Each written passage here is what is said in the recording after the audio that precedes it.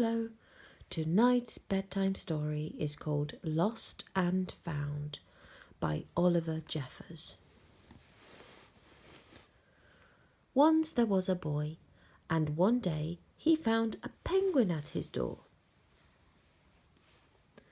The boy didn't know where it had come from, but it began to follow him everywhere. The penguin looked sad, and the boy thought it must be lost. So the boy decided to help the penguin find its way home. He checked in the Lost and Found office, but no one was missing a penguin.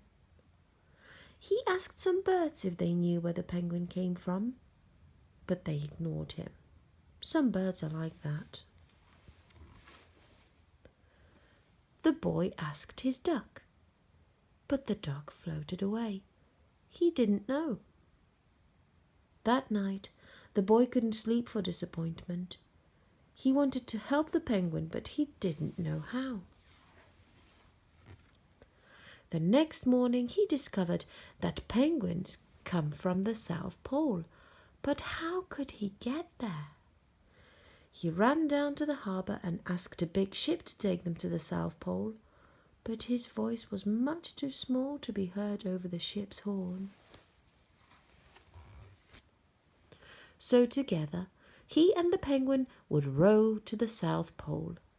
The boy took his rowboat out of the cupboard, and they tested it for size and strength. They packed everything they would need, and together they pushed the rowboat out to sea. They rowed south for many days and nights, with the boy telling stories all the way. The penguin listened to everything that the boy said. They floated through good weather and bad, when the waves were as big as mountains, until they came to the South Pole. The boy was delighted, but the penguin said nothing. Suddenly, it looked sad again as the boy helped it out of the boat.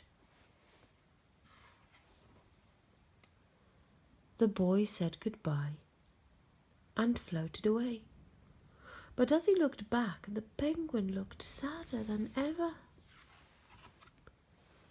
It felt strange to be on his own, and the more he thought, the more he realized he was making a big mistake.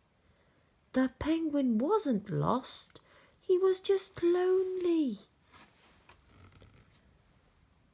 Quickly he turned the boat around and headed back to the South Pole as fast as he could. At last he reached the pole again, but where was the penguin? The boy searched and searched, but he was nowhere to be found. Sadly, the boy set off for home. There was no point telling stories because there was no one to listen, except the wind and the waves. But then the boy saw something in the water ahead of him. Closer and closer he got until he could see the penguin.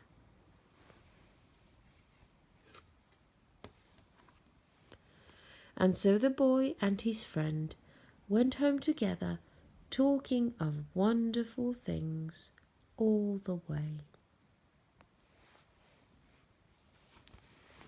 The end.